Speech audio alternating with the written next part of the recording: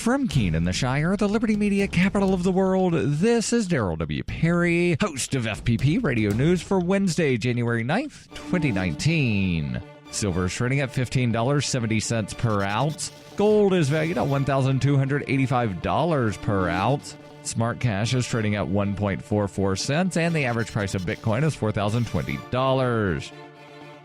Antiwar.com reports continuing an escalation of U.S. airstrikes in Somalia that's been ongoing for over a year. AFRICOM says that at least 6 militants were killed on Sunday in Derosenli in the lower Shabelle region. This is the second U.S. strike of January, both against the same town in the Somali southwest and both nominally targeting the al-Shabaab movement. The U.S. has yet to identify any of the slain beyond saying they believe they're al-Shabaab and that no civilians were believed to be killed. Beyond that, the statements are almost word-for-word identical, saying that their assessment was no civilians killed or wounded and justifying the attack as limited to the freedom of movement of the al-Shabaab movement. The U.S. carried out 47 strikes in Somalia in 2018 and were increasing them near year's end. In December, there were 6 strikes that killed an estimated 60 people. It is rare for the U.S. to identify anyone killed in these strikes, mostly signature strikes, and just believes that if it's hitting al-Shabaab targets, the slain must be al-Shabaab members.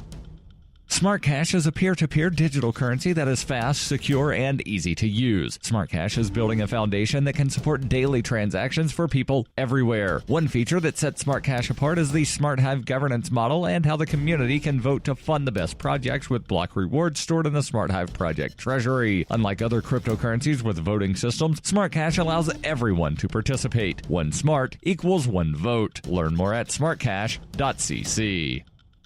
UPI reports former Birmingham Mayor Larry Langford died Tuesday, 10 days after being released from prison because of his failing health. Langford was 72 years old. On December 28th, federal judge Scott Kugler ordered Langford to be released from prison because he was terminally ill and arrived by ambulance to Birmingham one day later. He had been treated for chronic health issues, including pulmonary disease and emphysema. He was convicted in 2009 of taking bribes while on the Jefferson County Commission in exchange for steering bonds. He also was convicted of conspiracy and fraud and sentenced to 15 years in federal prison. He entered a federal facility in Kentucky in 2010. In the mid-1970s, Langford became one of the first African-American TV reporters in Birmingham. He successfully ran for the Birmingham City Council in 1977. Langford became mayor of nearby Fairfield in 1988. Then in 2002, he was elected to the Jefferson County Commission and was elected mayor of Birmingham in 2007.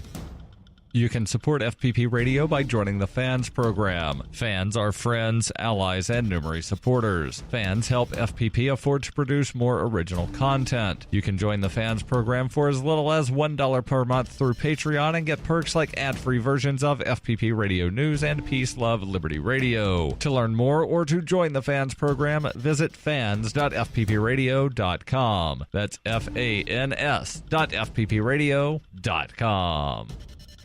Reuters reports facing Democratic opposition in Congress to a wall that he promised to build as a presidential candidate. Donald Trump said in his first primetime address from the Oval Office that there was a growing security and humanitarian crisis at the U.S.-Mexico border. Using blunt language in an attempt to win public support, the Republican president said undocumented immigrants and drugs flowing across the southern border posed a serious threat to American safety. He asked rhetorically, how much more American blood must be shed before Congress does its job, recounting gruesome details of murders he said were committed by undocumented immigrants. But after days of hinting he might use presidential powers to declare an emergency as a first step towards directing money for the wall without congressional approval, Trump said he would continue seeking a solution to the impasse with Congress. Trump's speech came 18 days into a partial government shutdown precipitated by his demand for the wall. Public opposition to the shutdown is growing, and that could hurt Trump, as he said last month he would be proud to close the government to fight for the wall. Democratic leaders in a rebuttal also carried live on national television accused the president on Tuesday night of using fear tactics and spreading misinformation about the situation along the border. Speaker of the House Nancy Pelosi said the president has chosen fear. We want to start with the facts. Hoping to demonstrate flexibility during his nearly 10-minute speech, Trump said of the border barrier he wants built, at the request of the Democrats, it will be a steel barrier and not a concrete wall. But Democrats have opposed not just the construction material to be used, but the extent of the project that could end up costing more than $24 billion over the long run.